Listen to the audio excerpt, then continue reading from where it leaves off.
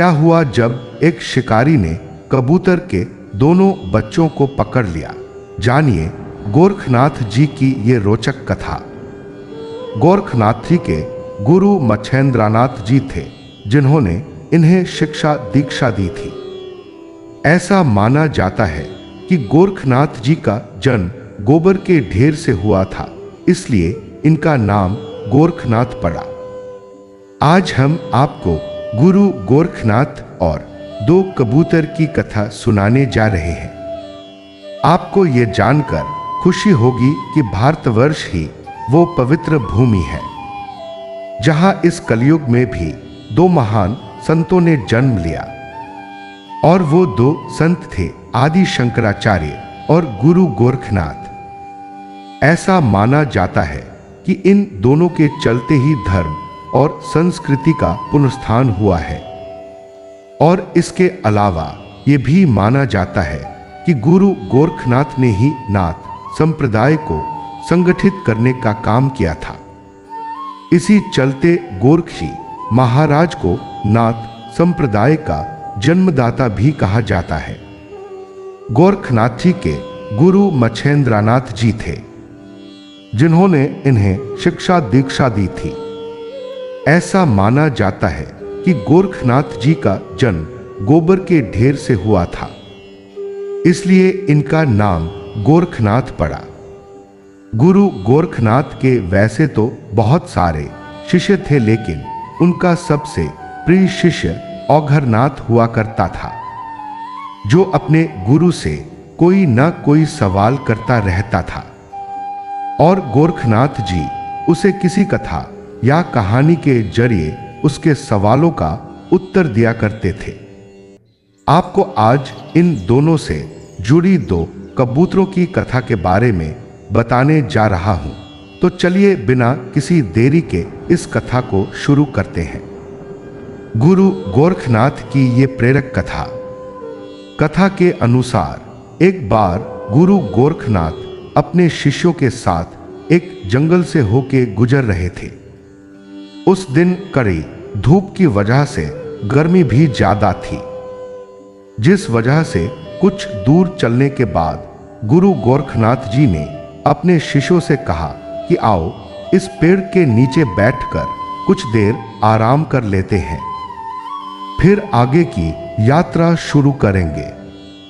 गुरु का आदेश पाते ही सभी शिष्य उसी पेड़ के नीचे आराम करने लगे।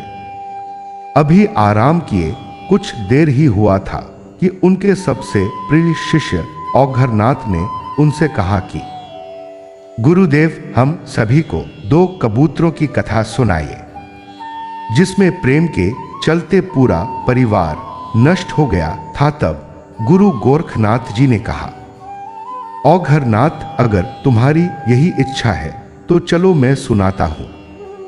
फिर गोरखनाथ जी ने कथा कहना शुरू किया। पौराणिक समय में एक जंगल में एक पेड़ पर 2 बहुत ही सुंदर कबूतर और कबूतरी घोंसला बनाकर रहा करते थे। दोनों एक दूसरे से काफी प्रेम किया करते थे। उस कबूतर और कबूतरी में इतना प्रेम था कि एक दूसरे की इच्छा पूर्ति के लिए वो दोनों कोई भी कष्ट उठाने से नहीं डरते थे। इसी तरह समय के साथ साथ दोनों में प्यार बढ़ता गया और फिर शुभ समय आने पर कबूतरी ने 2 अंडे दिए। दोनों बच्चों को देखकर प्रसन्न हो गए कबूतर और कबूतरी। उसके बाद अंडों की वो दोनों ही बड़े प्यार से देखभाल करने लगे और फिर कुछ दिन बाद उन अंडों से 2 बड़े ही प्यारे बच्चे निकले। ये देखकर कबूतर और कबूतरी का चेहरा खिल उठा। उन दोनों को ऐसा लग रहा था कि मानो दुनिया की सबसे बड़ी खुशी मिल गई हो। लेकिन कुछ दिन बाद ही उनकी इन खुशियों को ग्रहण लग गया। एक दिन की बात है, प्रतिदिन की तरह कबूतर और कबूतरी सुबह के समय अपने बच्चों को घोंसले में छोड़कर दाना चुगने निकल गए। उस दिन दोपहर के समय जंगल में एक शिकारी आ गया। वो सुबह से ही शिकार की तलाश में था, लेकिन अभी उसे कुछ भी हाथ नहीं लगा था। ये सोचकर वो दुखी हो गया और पेड़ के नीचे बैठ गया। फिर अपने मन में सोचने लगा कि आज सुबह से मैं इस जंगल में यूं ही घूम रहा हूं और भूख के मारे मेरी जान निकल रही है, और उधर बच्चे भी भूख से तड़प रहे होंगे, मेरे आने की राह देख रहे होंगे। इस तरह कुछ और समय बीत गया और अब शाम होने वाली थी कि तभी उसकी नजर उस घोंसले पर गई जहां कबूतर के दोनों बच्चे बैठे हुए थे।